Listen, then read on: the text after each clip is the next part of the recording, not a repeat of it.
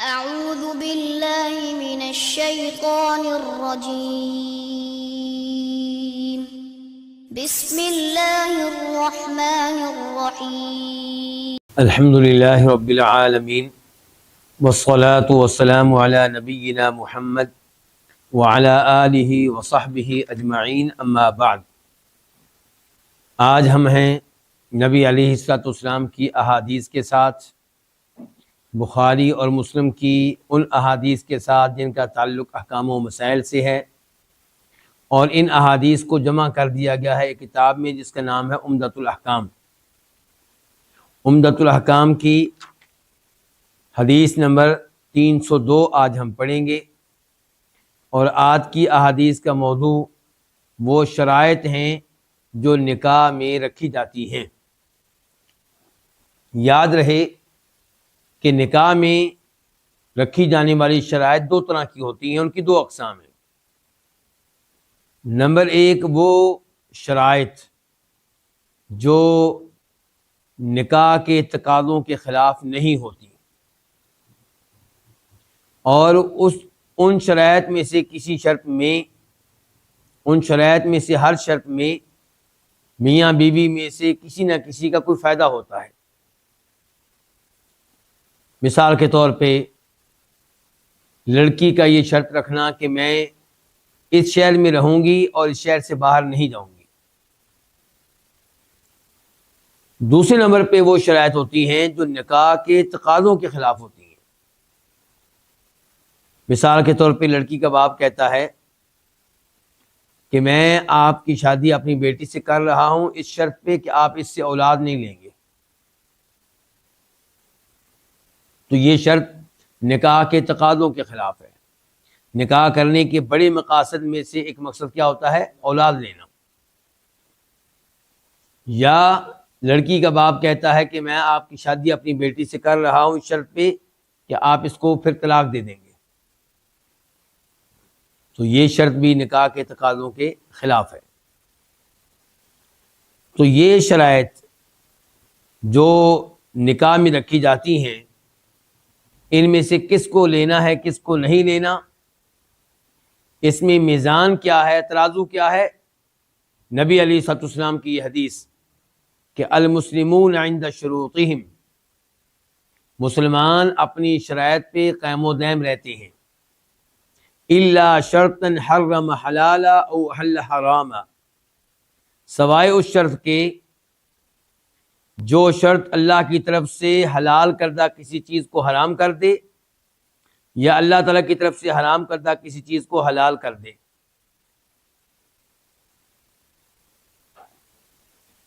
امام ابن تیمیہ رحمہ اللہ کی گفتگو کی روشنی میں یہاں پہ یہ ذکر کر دینا مناسب ہوگا کہ درست شرط وہ ہوگی جس میں دو چیزیں پائی جائیں۔ نمبر ایک کہ اس شرط میں دین یا دنیا کے لحاظ سے شرط لگانے والے کا کوئی فائدہ ہو، دنیاوی فائدہ ہو یا دینی فائدہ ہو۔ اور اگر شرط ایسی ہے جس میں شرط لگانے والے کا کوئی فائدہ نہیں ہے، نہ دینی نہ دنیاوی، تو ایسی شرط کا کوئی اعتبار نہیں ہوگا۔ امام ابن تیمیہ رحمہ اللہ کہتے ہیں اذا خلا العمل المشروط في العقود كلها عن منفعة في الدين او في الدنيا كان باطلا بالاتفاق، کہ اگر ایسی شرط لگائی گئی ہے جس کا کوئی فائدہ نہیں، نہ دین کے لحاظ سے نہ دنیا کے لحاظ سے، تو امام صاحب کہتے ہیں کہ ایسی شرط باطل ہوگی، ناقابل قبول ہوگی سب کے نزدیک۔ دوسرے نمبر پہ درست شرط میں یہ خوبی بھی پائی جائے گی کہ وہ ایسی شرط ہوگی کہ اگر اس شرط کے بغیر وہ کام کیا جائے تو مباح ہو، جائز ہو۔ یہ بات ابھی میں سمجھاتا ہوں آپ کو، شاید سمجھنے میں کچھ مشکل پیش آ رہی ہو۔ یہ آخری بات یعنی کہ ایک چیز آپ اس کو نکاح میں بطور شرط ذکر کر رہے ہیں، دیکھنا یہ ہے کہ شرط کے بغیر یہ چیز اسلام میں جائز ہے کہ ناجائز ہے۔ اگر شرط کے بغیر یہ چیز جائز ہے تو پھر شرط کے طور پہ بھی جائز ہے، اگر شرط کے بغیر یہ ناجائز ہے تو پھر شرط کے طور پہ بھی ناجائز ہے۔ ابھی بھی یہ بات ذہن میں اتری نہیں ہے، اتر جائے گی ابھی انشاءاللہ۔ کیا کوئی مرد یہ اعلان کر سکتا ہے کہ میں ایک ہی شادی کروں گا، میں نے دوسری شادی نہیں کرنی؟ کیوں جی، اعلان کر سکتا ہے۔ اگر کوئی ایسا اعلان کرے اس کے اوپر کوئی گناہ تو نہیں ہوگا، حرام تو نہیں ہے، جائز ہے نا؟ تو پھر نکاح میں اس کی شرط لگانا بھی جائز ہے۔ لڑکی والے شرط لگا سکتے ہیں کہ آپ ہماری بیٹی سے شادی کرنا چاہتے ہیں تو ہماری شرط یہ ہے کہ دوسری شادی آپ نہیں کریں گے۔ اگر آپ نے ہاں کر دی تو پھر اس شرط پہ قائم رہیں۔ اب آپ سمجھ گئے ہوں گے کہ نکاح میں وہ چیز بطور شرط ذکر کی جا سکتی ہے جو شرط کے بغیر کیا ہے؟ جائز ہے، اور جو شرط کے بغیر ناجائز ہے تو یہاں پہ بھی کیا ہے؟ ناجائز ہے۔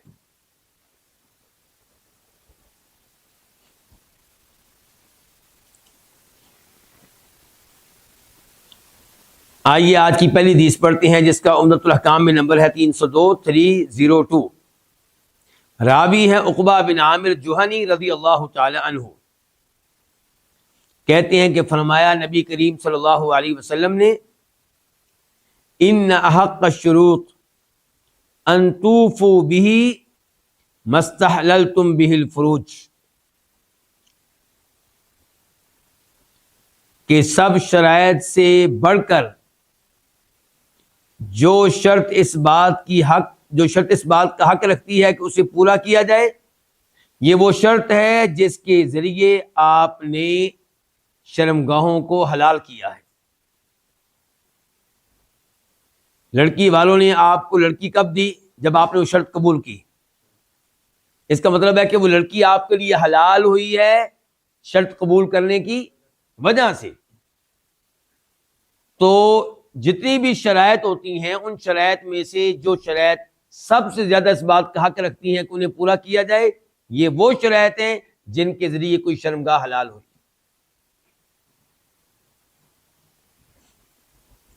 اس حدیث کو روایت کیا امام بخاری رحمہ اللہ نے، اور صحیح بخاری میں اس کا نمبر ہے 5151 5151، اور امام بخاری اس کے اوپر باب کیا قائم کرتے ہیں؟ باب شروط فی النکاح، کہ نکاح میں شرائط عائد کرنا، شرائط لگانا، اس کا کیا حکم ہے۔ اس باب کے نیچے یہ حدیث لے کر آئی ہے۔ تو پھر کیا جواب ملا اس حدیث کے ذریعے؟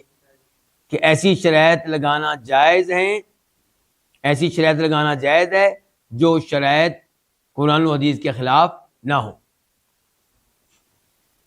اس حدیث کو امام مسلم نے بھی روایت کیا، وہاں پہ نمبر ہے 1418 1418۔ اب ہم دیکھتے ہیں کہ اس حدیث سے ہمیں کیا کیا مسائل معلوم ہوئے۔ پہلے نمبر پہ یہ پتہ چلا کہ ان شرائط کو پورا کرنا واجب ہے، لازمی ہے، ضروری ہے جن شرائط کو آپ نے نکاح کے موقع پہ قبول کیا ہے، مانا ہے، تسلیم کیا ہے۔ مثال کے طور پہ لڑکی والوں کی طرف سے مہر مثل سے بڑھ کر مہر کی شرط لگانا۔ مہر مثل سمجھتے ہیں؟ یعنی کہ عام طور پہ لڑکے لڑکی کی فیملیوں میں حق مہر چل رہا ہے 50,000 روپیہ، لیکن انہوں نے شرط لگائی ہے کہ ہم رشتہ تب دیں گے جب 1,00,000 روپیہ آپ حق مہر مقرر کریں گے۔ تو یہ شرط اگر آپ نے مان لی ہے تو اس شرط کو آپ نے کیا کرنا ہے؟ پورا کرنا ہے۔ دوسری مثال اس کی یہ ہو سکتی ہے کہ لڑکی والوں کی طرف سے شرط رکھی گئی کہ ہماری لڑکی فلاں شہر میں رہے گی، اس سے باہر نہیں جائے گی، ہماری لڑکی اس شہر کی فلاں سوسائٹی میں رہے گی، اس سے باہر نہیں جائے گی۔ تو آپ نے جب یہ شرط مان لی ہے تو اب اس شرط کے اوپر آپ نے قائم رہنا ہے اور اس کی خلاف ورزی نہیں کرنی۔ لڑکے کی طرف سے شرط ہو سکتی ہے مثال کے طور پہ کہ میں اس لڑکی سے شادی تب کروں گا اگر یہ کنواری ہے، اگر کنواری نہیں ہے تو پھر میں نے اس کے ساتھ شادی نہیں کرنی۔ لڑکی کے گھر والوں نے بتا دیا کہ کنواری ہے، بعد میں پتا چلا کہ یہ تو کنواری نہیں تھی، تو یہ کیا ہے؟ یہ شرط جو لگائی گئی ہے اس کی خلاف ورزی ہے۔ تو لڑکی کے گھر والوں کو چاہیے کہ وہ اس شرط کا اہتمام کریں،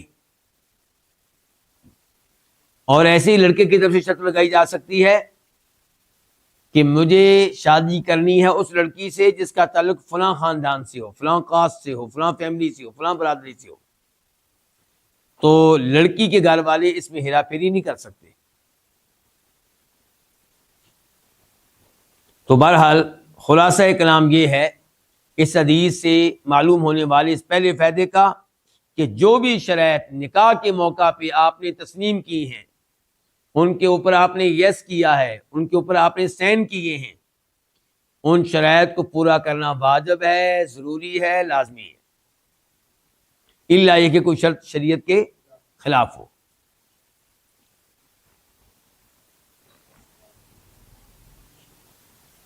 نمبر 2، یہ بات ذہن میں رہے کہ ان شرائط کو پورا کرنا بھی واجب ہے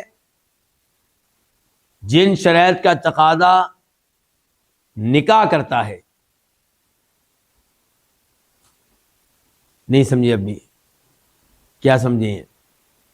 آپ نے شرط نہیں لگائی، لڑکی والوں نے نہیں لگائی، لیکن ایجاب و قبول نکاح کا مطلب کیا ہوتا ہے کہ لڑکی کی رہائش آپ کے ذمہ ہو گئی، یہ نکاح کا تقاضا ہے۔ لڑکی کا لباس، مناسب لباس آپ کے ذمہ ہو گیا، لڑکی کا کھانا آپ کے ذمہ ہو گیا۔ تو اس حدیث میں یہ شرائط بھی داخل ہیں جس حدیث میں اللہ کے رسول کہہ رہے ہیں کہ سب سے زیادہ حق رکھنے والی شرائط وہ ہیں جن کے ساتھ آپ لوگوں نے شرمگاہ کو حلال کیا ہے، اور ایسے ہی لڑکی پہ واجب ہے کہ خامند کی کیا کرے؟ اطاعت کرے۔ خامند کی اجازت کے بغیر گھر سے باہر نکل نہیں سکتی۔ خامند کے گھر میں کسی ایسے مرد و عورت کو داخل نہیں کر سکتی جس کا داخلہ خامند نے ممنوع کر دیا ہے۔ تو یہ نکاح کے تقاضوں میں چیزیں داخل ہیں، یہ وہ شرائط ہیں جو لڑکے کو ذکر نہیں کرنا پڑتی، یہ وہ شرائط ہیں جو لڑکی کو ذکر نہیں کرنا پڑتی، یہ نکاح کے تقاضوں میں داخل ہیں، تو ان کو پورا کرنا بھی واجب ہے۔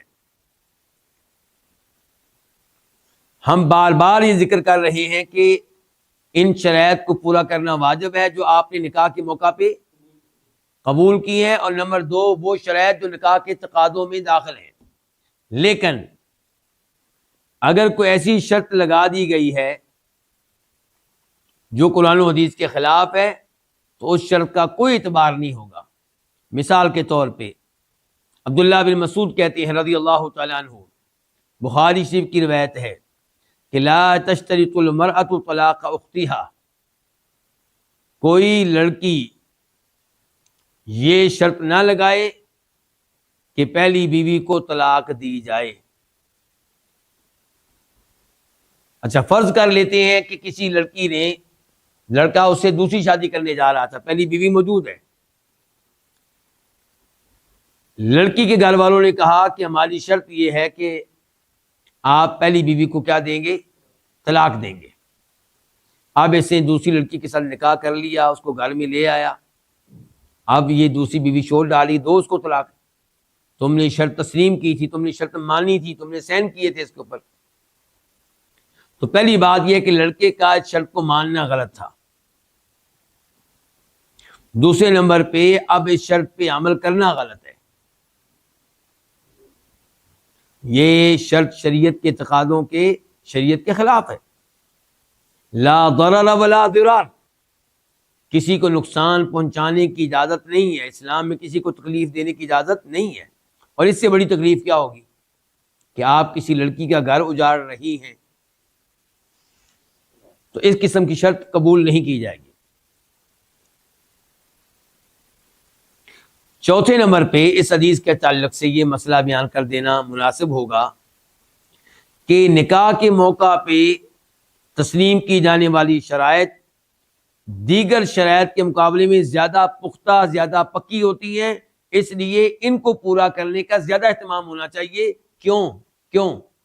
اس لیے کہ ان شرائط کے ذریعے آپ کے لیے ایک لڑکی حلال ہوئی ہے، ایک لڑکی جو آپ کے لیے حرام تھی وہ آپ کے لیے حلال ہو گئی ہے، وہ جائز ہو گئی ہے، اور یہ کوئی معمولی بات نہیں، بہت بڑی بات ہے۔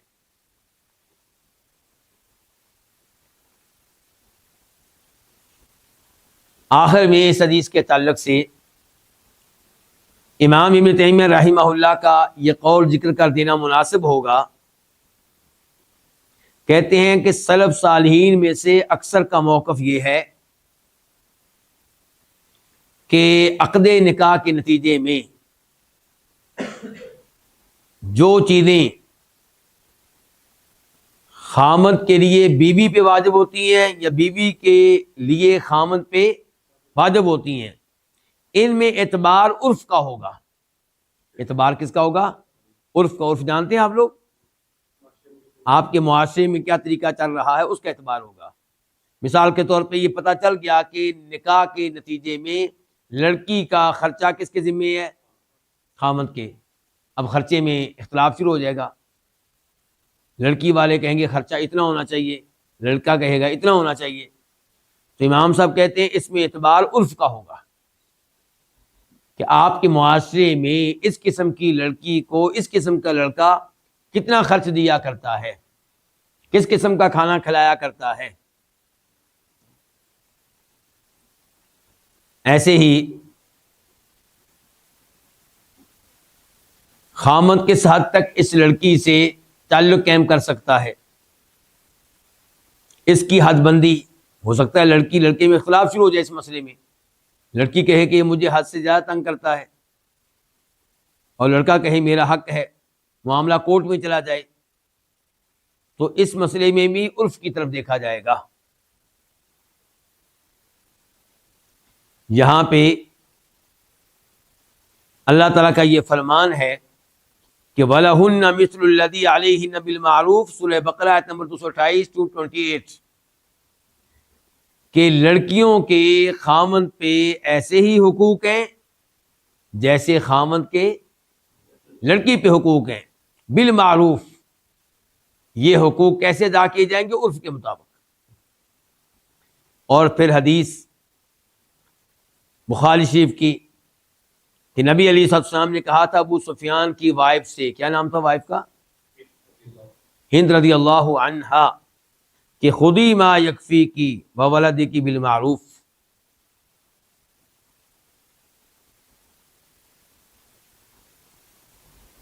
کہ تم ابو سفیان کے مال میں سے اتنا مال لے سکتی ہو جو تمہارے لیے تمہارے بچوں کے لیے کافی ہو جائے۔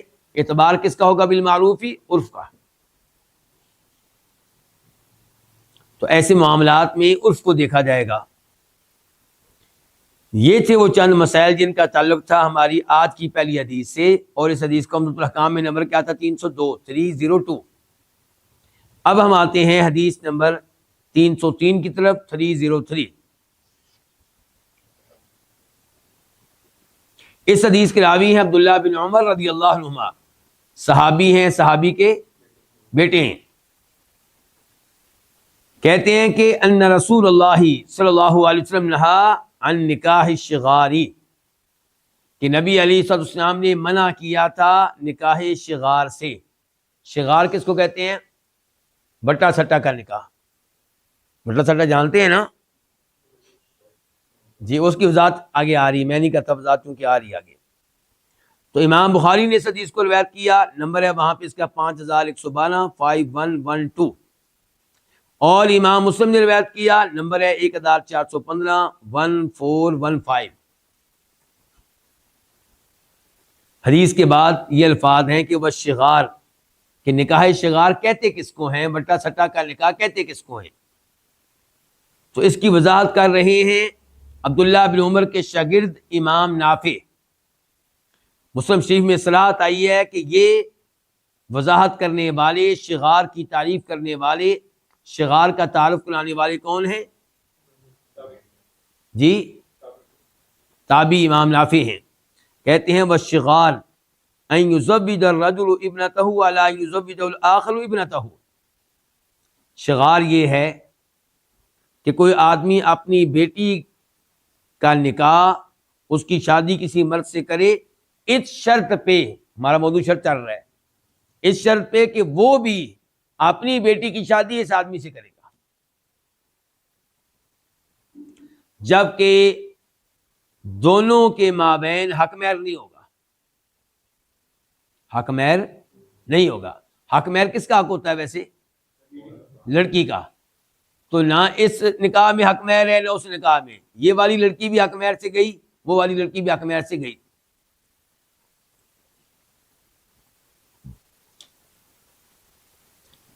اس حدیث پہ مزید گفتگو کرنے سے پہلے میں ایک اور حدیث آپ کے سامنے رکھنا چاہوں گا جو عمدۃ الاحکام کا حصہ نہیں ہے. وہ ابو داؤد شریف میں آئی ہے، اس سے ہمیں یہ مسئلہ سمجھنے میں آسانی ہو جائے گی. اس حدیث کا ابو داؤد شریف میں نمبر ہے 2075. راوی ہیں اعرج. یہ کہتے ہیں کہ عباس بن عبداللہ بن عباس. کون ہو بھائی جی؟ عبداللہ بن عباس کے بیٹے اور ہاشمی آل بیت میں سے. عباس بن عبداللہ بن عباس نے اپنی بیٹی عبد الرحمن بن حکم کے نکاح میں دے دی.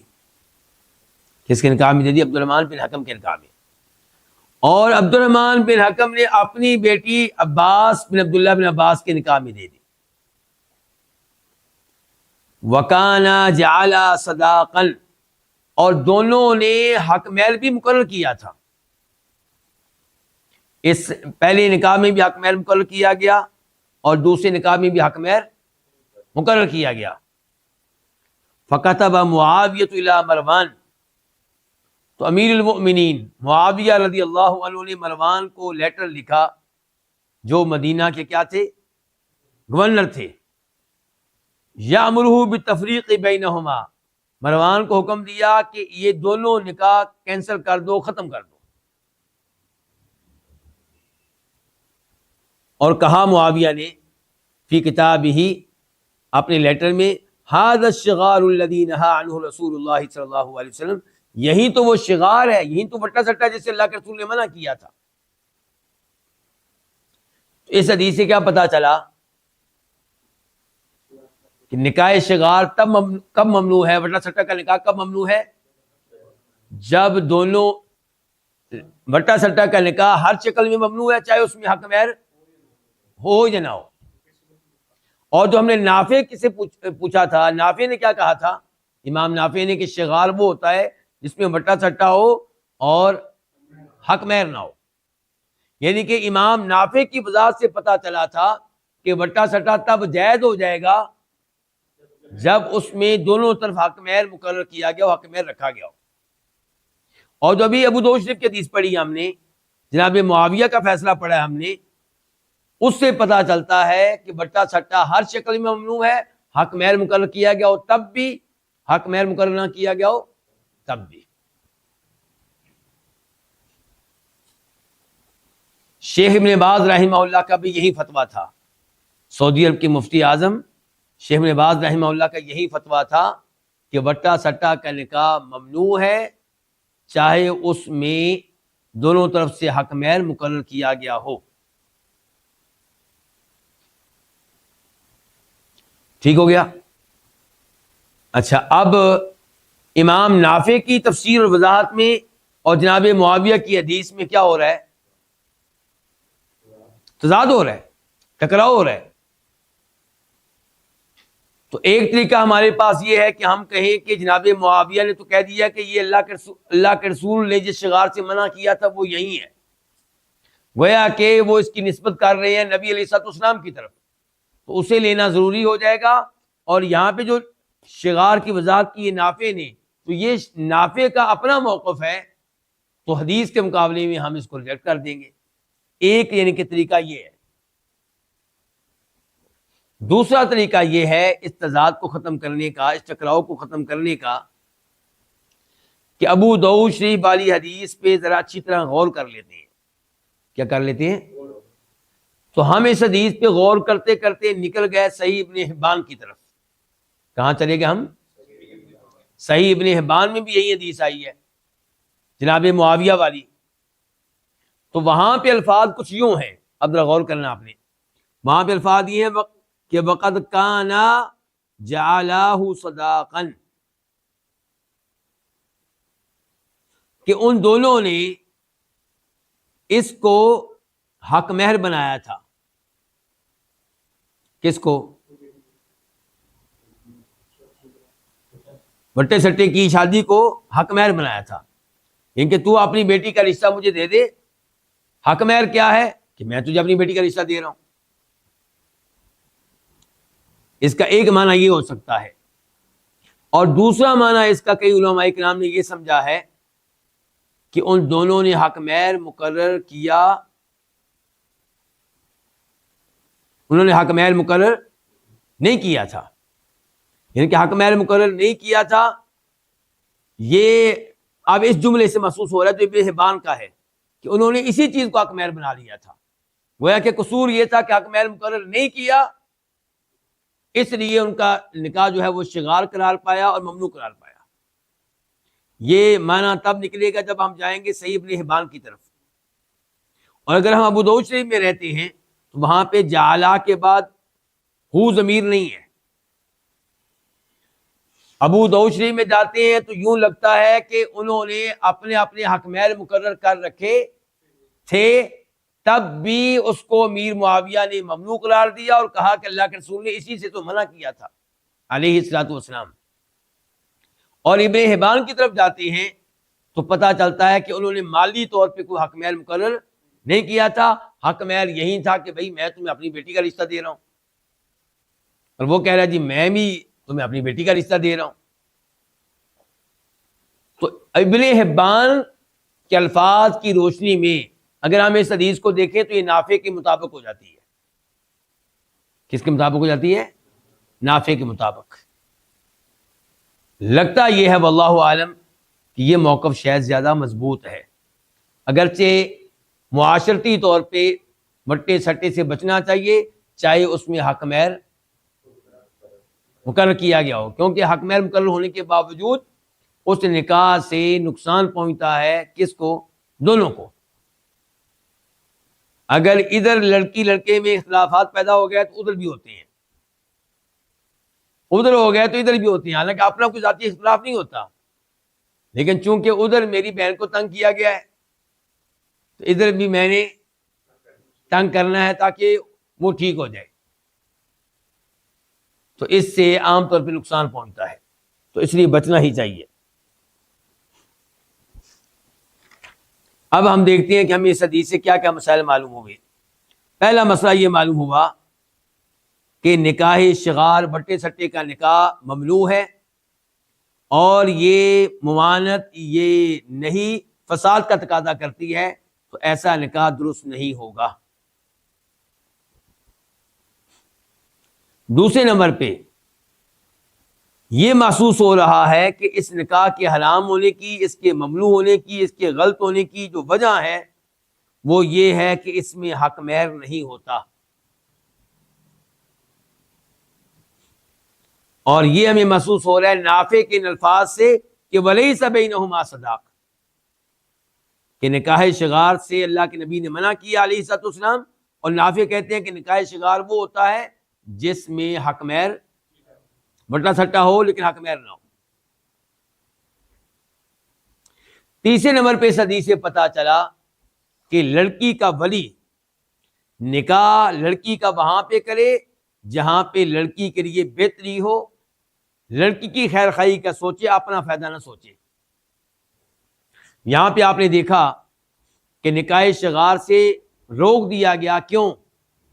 کیونکہ نکاح شغار میں نکاح کرنے والا لڑکی کا باپ اپنا فائدہ دیکھ رہا ہے، لڑکی کا نکاح وہاں پہ کر رہا ہے جہاں اس کو لڑکی مل رہی ہے بطور بیوی. تو شریعت نے یہاں پہ کہا نہیں، ایسا نہیں ہو سکتا کہ آپ اپنی بیٹی کا نقصان کریں، شریعت اس کی اجازت نہیں دے. تو اسے پتا چلا کہ شادی کرتے ہوئے بچی کے معاملے میں بچی کا باپ یہ دیکھے کہ بچی کا فائدہ کس میں ہے، اپنے فوائد نہ دیکھے. کس کا فائدہ دیکھے؟ بچی کا فائدہ.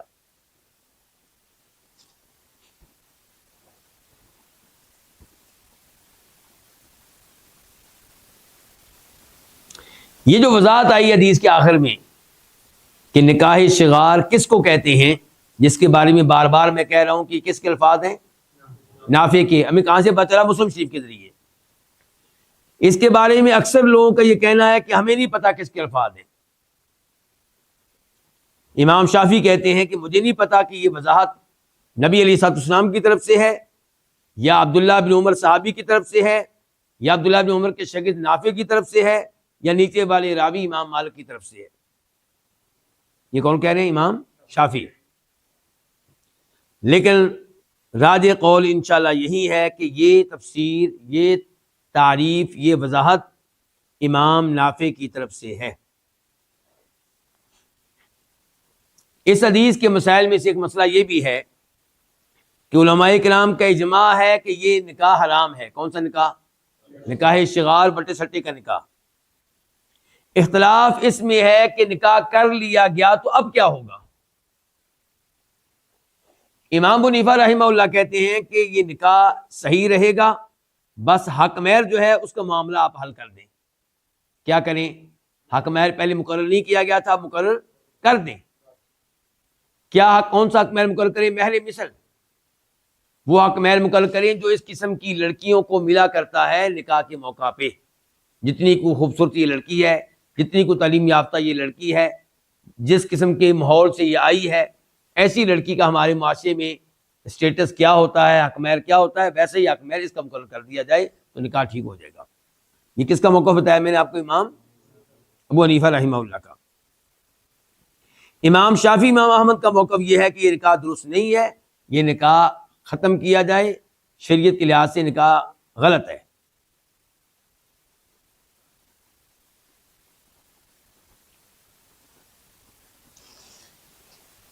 یہیں پہ ہم اکتفا کرتے ہیں اس حدیث کے معاملے میں جو ابھی ہم نے پڑھی ہے، جس کا نمبر تھا عمدۃ الاحکام میں 303 303 اور موضوع تھا اس کا نکاح شغار.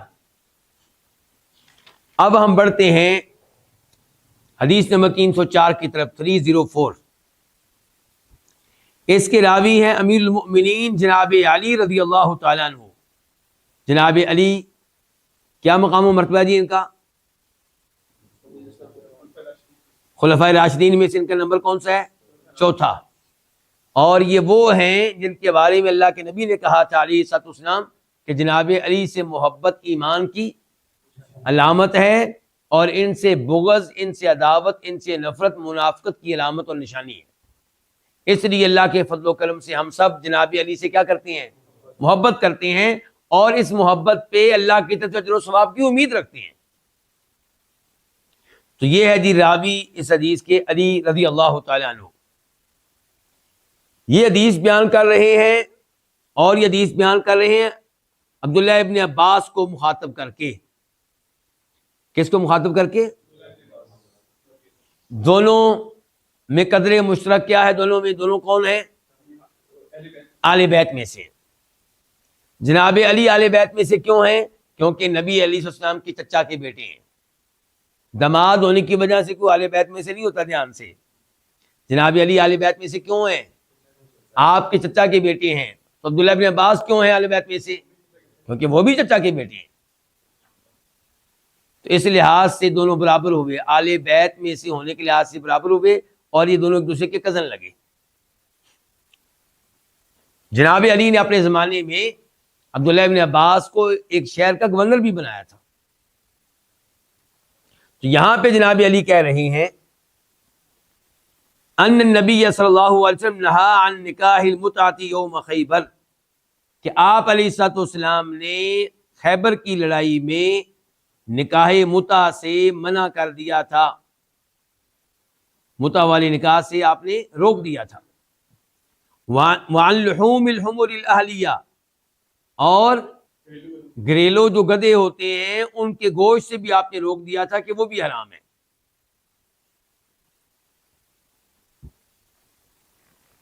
یہ وہ حدیث ہے جس کو امام بخاری اپنی صحیح بخاری میں کئی بار لے کر آئے ہیں۔ پہلے نمبر پہ اس کو لے کر آئے ہیں تو نمبر ہے 4216 4216، اور اس کے اوپر باب قائم کیا امام بخاری نے، باب غزوۃ خیبر۔ یہ باب ہے جنگ خیبر کے بارے میں، کیونکہ آپ نے دیکھا اس میں لفظ آیا نا خیبر کا، کہ نکاح متع کب حرام کیا گیا؟ جنگ خیبر میں۔ پھر امام بخاری اس کو دوسری بار لے کر آئے، نمبر ہے 5115 5115، اور اس بار امام بخاری اس پہ باب کیا قائم کرتے ہیں؟ باب نہا رسول اللہ صلی اللہ علیہ وسلم عن نکاح المتعۃ آخراً، کہ نبی علیہ السلام نے اپنی زندگی کے آخر میں نکاح متع کو حرام قرار دیا تھا، اسے منع کر دیا تھا۔ پھر امام بخاری اس حدیث کو لے کر آئے تیسری بار، اور اس بار کیا نمبر کیا ہے؟ 5523 5523، اور اس کے اوپر باب کیا قائم کیا امام بخاری نے؟ باب لحوم الحمر الانسیتی، گھریلو گدھے جو ہیں ان کے گوشت کا کیا حکم ہے، اس بارے میں یہ باب ہے۔ گویا کہ امام بخاری نے ثابت کیا کہ ان کا گوشت کھانا جائز نہیں ہے۔ پھر امام بخاری اس حدیث کو لے کر آئے ایک اور بار، اور نمبر ہے 6961 6961، باب کیا قائم کیا امام بخاری نے؟ باب الحیلۃ فی النکاح، نکاح کے معاملے میں کوئی ہیلا کرنا جائز ہے کہ جائز نہیں ہے، اس موضوع پہ امام بخاری اس حدیث کو چوتھی بار لے کر آئے ہیں۔ مسلم شریف میں بھی حدیث آئی ہے، وہاں پہ نمبر ہے 1407 1407۔ اچھا، یہاں پہ یہ بتایا گیا کہ نکاح متع حرام ہے، اللہ کے نبی نے روک دیا تھا علیہ السلام۔ یہ بتانے والے کون؟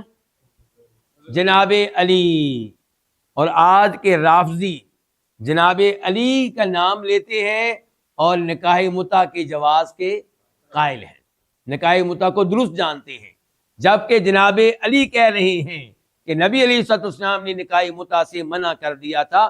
اسی لیے میں کہا کرتا ہوں کہ اللہ کے فضل و کرم سے صحیح معنوں میں نبی علیہ السلام سے محبت کرنے والے کون ہیں؟ ہم ہیں، ہم اہل السنہ، اہل الحدیث، سلفی لوگ۔ اور صحیح معنوں میں آل بیت سے، صحابہ کرام سے محبت کرنے والے کون ہیں؟ ہم ہیں۔ جناب علی شرک کے دشمن تھے، شرک کو ممنوع قرار دیتے تھے، اور چاہتے تھے کہ اونچی قبروں کو گرایا جائے، ان کو ہموار کیا جائے۔ یہ کام کون کر رہا ہے؟ ہم کر رہے ہیں۔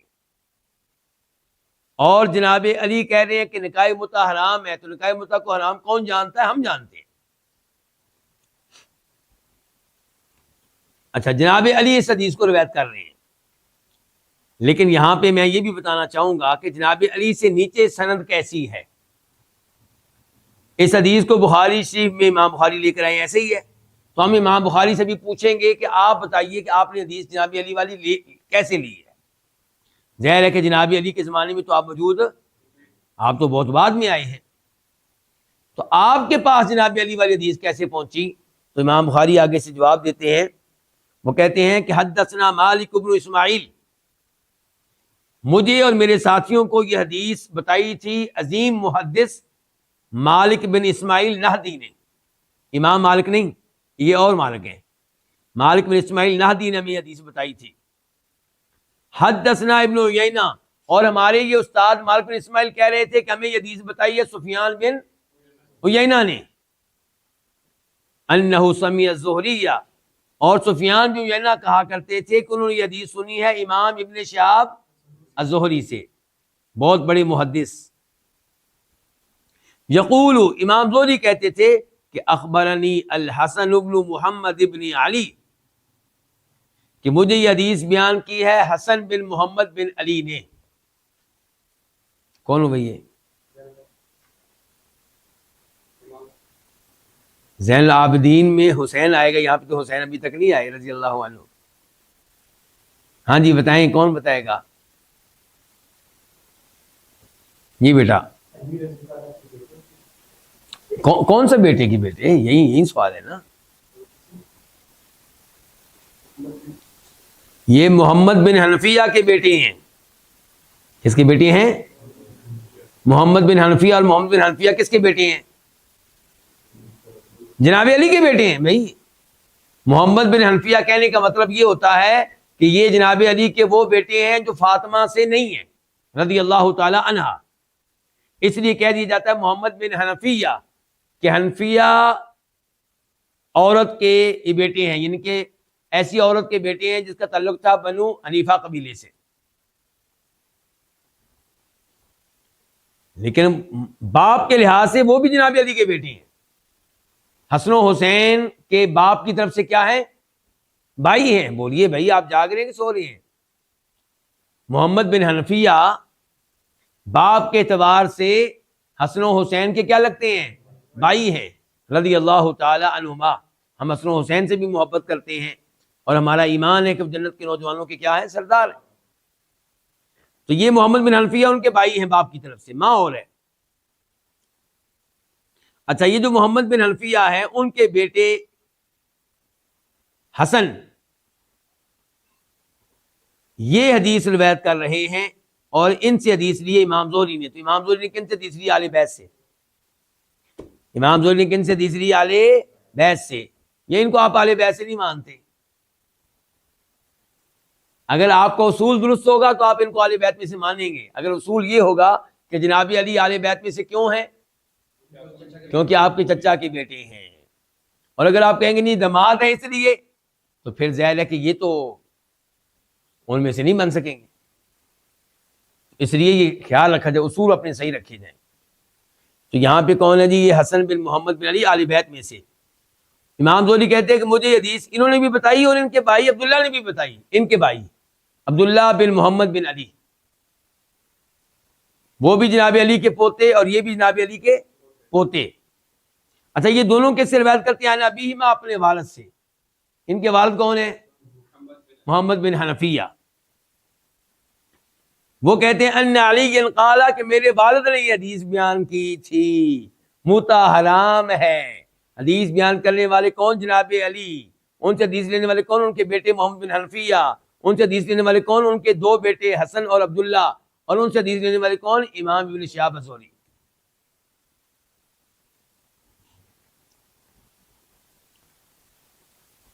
نکاح متع کے بارے میں ایک تو یہ ذہن میں رہے کہ عبداللہ ابن عباس نکاح متع کے قائل رہے ہیں. اسی لیے جناب علی نے یہ حدیث کس کو سنائی؟ عبداللہ ابن عباس کو. عبداللہ ابن عباس نکاح متع کے قائل تھے. وہ کہتے تھے جیسے مجبوری میں شراب حلال ہو جاتی ہے جب انسان مر رہا ہو بھوک سے پیاس سے، خنزیر کا گوشت حلال ہو جاتا ہے جب مرنے والا ہو. ایسے ہی نا شیخ صاحب، جان بچانے کے لیے خنزیر کا تھوڑا سا گوشت کھا سکتے ہیں نا. تو کہتے ہیں ایسی مجبوری کے عالم میں نکاح متع بھی حلال ہو جاتا ہے. وہ بھی نکاح متع کے کھلے طور پہ قائل کہتے ہیں انتہائی مجبوری میں نکاح متع حلال ہے. ان کے حلال ہونے کی دلیل بخاری شریف کی حدیث ہے 5116 5116. ابو جمرہ کہتے ہیں کہ میں نے عبداللہ بن عباس سے سنا جبکہ ان سے سوال کیا گیا نکاح متع کے بارے میں فرق خاصا، انہوں نے اس کو جائز قرار دیا. کس کو؟ تو ان سے کہا ان کے اپنے غلام نے انما ذلك فی الحال الشدید وفی النساء قلۃ، کہ نکاح متع اس وقت جائز ہوا تھا جب عورتیں تھوڑی ہوتی تھیں اور مردوں کی حالت خراب ہو جاتی تھی شادی نہ ہونے کی وجہ سے، سفر کی وجہ سے، جہاد میں جانے کی وجہ سے. عبداللہ بن عباس نے کہا ہاں بالکل ایسا ہی تھا. گویا کہ انہوں نے تائید کی کہ نکاح متع حلال ہے تھا عام حالات میں نہیں بلکہ ایمرجنسی حالات میں، مجبوری کے حالات میں. یہ موقف ہو گیا کہ اس کا عبداللہ بن عباس کا. اچھا، اب ہم دیکھنا یہ ہے کہ نکاح متع کی تعریف کیا ہے. باقاعدہ پہلی تعریف یہ ہے کہ کوئی آدمی کسی عورت سے شادی کرے ایک وقت مقررہ تک، نارمل شادی میں کیا ہوتا ہے؟ وقت طے ہوتا ہے شادی کا ہمیشہ ہمیشہ کے لیے. ایسے ہی ہے نا نکاح متع میں کیا ہے؟ کوئی مرد کسی عورت سے شادی کرے ایک وقت مقررہ تک، ایک دن کے لیے، 2 دن کے لیے، ایک ہفتے کے لیے، 2 ہفتے کے لیے، 1 مہینے کے لیے، 2 مہینے کے لیے، 1 سال، 2 سال کے لیے، اور اس کے بدلے میں مال دے. تو یہ ہے نکاح متع، اور یہی وہ نکاح ہے جو حرام ہے. نکاح متع کب حرام ہوا؟ یہ بھی ایک سوال ہے، ایک مسئلہ ہے. تو پہلے نمبر پہ نکاح متع کو حرام قرار دیا گیا جنگ خیبر میں، جیسا کہ ابھی حدیث ہم نے پڑھی ہے. دوسرے نمبر پہ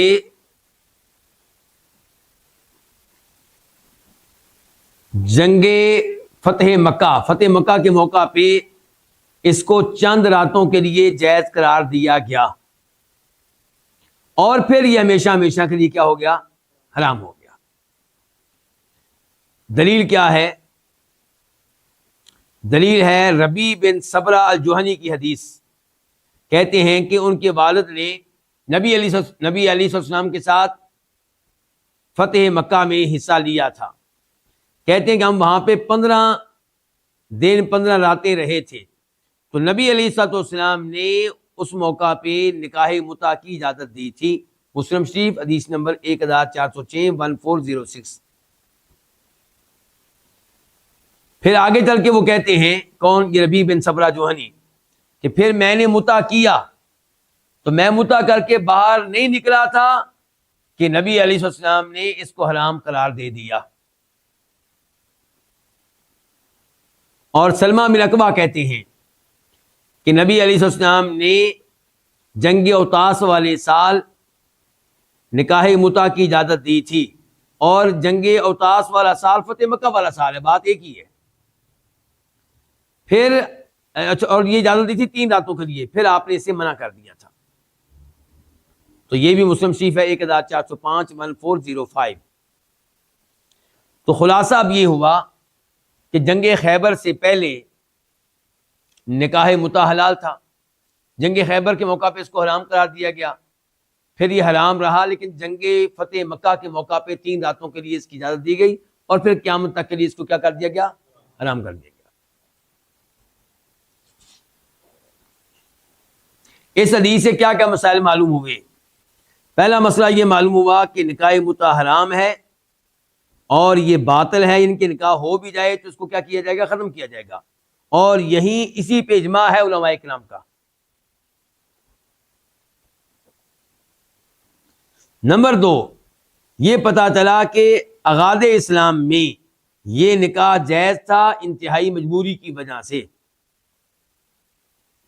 پھر اس کو حرام قرار دیا گیا، اور اچھی طرح حرام قرار دیا گیا. چاہے مجبوری ہو، اب یہ حلال نہیں ہے، یہ صحیح موقف ہے. شریعت نے اس نکاح کو کیوں حرام قرار دے دیا؟ اس نکاح کے کئی نقصانات تھے. ان میں سے ایک کیا ہے؟ بچوں کا نسب جو ہے وہ مکس ہو جائے گا. ایک عورت صبح و شام نکاح متع کرتی ہے، ایک دن اس مرد سے کیا، ایک دن کے لیے اور پیسے لیے، پھر دوسری سے کیا، پھر دوسرے مرد سے کیا، تیسرے مرد سے. اب جب اس کا عمل ٹھہر جائے گا کیا پتہ چلے گا کس کا بچہ ہے یہ؟ دوسرے نمبر پہ نکاح متع کو جائز قرار مان لیں تو اس کا مطلب یہ ہوگا کہ کسی لڑکی کی شرمگاہ حرام ہوئی ہے بغیر درست نکاح کے. تو بہرحال اس لیے یہ کیا ہے؟ حرام ہے.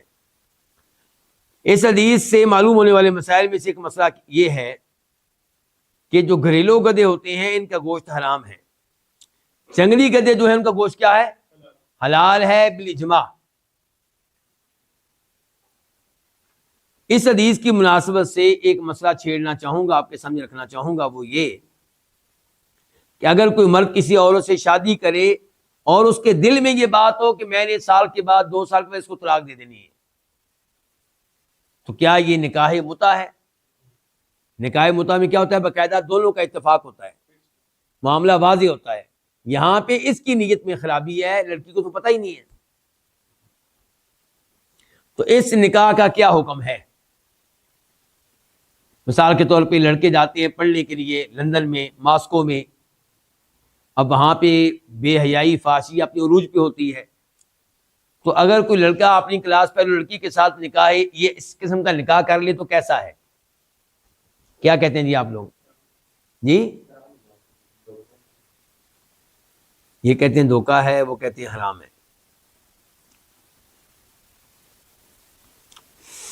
پہلے تو میں علماء کرام کے اقوال آپ کے سامنے رکھوں گا۔ ایک قول یہ ہے کہ یہ نکاح جائز ہے، یہ نکاح کیا ہے؟ جائز ہے۔ کیوں جائز ہے جی؟ کیونکہ جو بظاہر نکاح ہو رہا ہے اس میں کوئی ایسی چیز ہے ہی نہیں جس کی وجہ سے ہم کہیں کہ نکاح غلط ہے۔ یہ تو اس کے دل میں ایک بات ہے نا، یہ کیا ہے؟ اس کے دل میں ایک بات ہے، اور ہو سکتا ہے اس کا موقف تبدیل ہو جائے۔ جی ارادہ جیسا بھی ہے دل کے اندر ہے، ارادہ جیسا بھی ہے کیا ہے؟ دل کے اندر ہے، اس نے اس کا اظہار نہیں کیا، تو اس لیے پہلا موقف یہ ہے کہ ایسا نکاح جائز ہے۔ اگر نکاح بظاہر ٹھیک ہوا ہے، اس میں کوئی غلط چیز لکھی نہیں گئی، کوئی غلط چیز طے نہیں کی گئی، تو یہ نکاح جائز ہے، اور امید کی جاتی ہے کہ یہ آدمی اپنی نیت کو تبدیل کر لے گا اور پھر یہ نکاح اس کا قائم و دائم رہے گا، ٹوٹنے نہیں پائے گا۔ دوسرا موقف یہ ہے کہ نہیں، یہ نکاح جائز نہیں ہے، اور تیسرا موقف یہ ہے کہ یہ نکاح ناجائز تو ہم نہیں کہہ سکتے، مکروہ ہے، حرام نہیں کہہ سکتے، لیکن کیا ہے؟ مکروہ ہے، ناپسندیدہ ہے۔ اب آپ لوگوں کا کیا موقف ہے جس بارے میں؟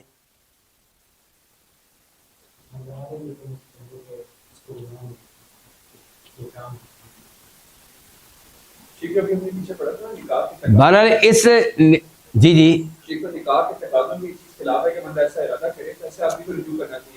نکاح کے تقاضوں کے خلاف ہے، یہ ہم تب فتویٰ لگائیں گے جب وہ اظہار کرو، اظہار کر ہی نہیں رہا، اس کے دل میں یہ بات ہے، اس کے دل میں یہ بات ہے، اس لیے اس نکاح کو باطل قرار دینا کچھ مشکل ہے۔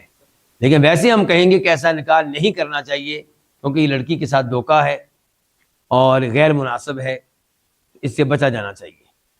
اور کوئی بھی ایسا نکاح اپنی بیٹی کے لیے پسند نہیں کرے گا، اپنی بہن کے لیے پسند نہیں کرے گا، تو دوسروں کی بیٹی، دوسروں کی بہن کے لیے آپ ایسا نکاح کیوں کر پسند کریں گے؟ آخر میں امام نووی رحمہ اللہ کے الفاظ خلاصہ نکاح متعہ کے بارے میں کہتے ہیں کہ درست بات یہ ہے کہ یہ نکاح حرام قرار دیا گیا، جائز قرار دیا گیا 2 بار۔ جنگ خیبر سے پہلے یہ مباح تھا، جائز تھا، جنگ خیبر میں اس کو حرام قرار دیا گیا، پھر فتح مکہ والے سال اس کو مباح جائز قرار دیا گیا، اور فتح مکہ والا سال ہی اوتاس والا سال ہے، پھر اس کو حرام کر دیا گیا۔ اب اس کی حرمت جو ہے قیامت تک کے لیے، ہمیشہ ہمیشہ کے لیے۔ اللہ رب العزت سے دعا ہے کہ اللہ تعالی ہمیں حلال و حرام کا خیال رکھنے کی توفیق دے، اور جو حرام قسم کے کام ہیں، نکاح ہیں، ان سے اللہ تعالی ہمیں محفوظ رکھے۔ وصلی اللہ تعالی علی نبینا محمد وعلی آلہ وصحبہ اجمعین۔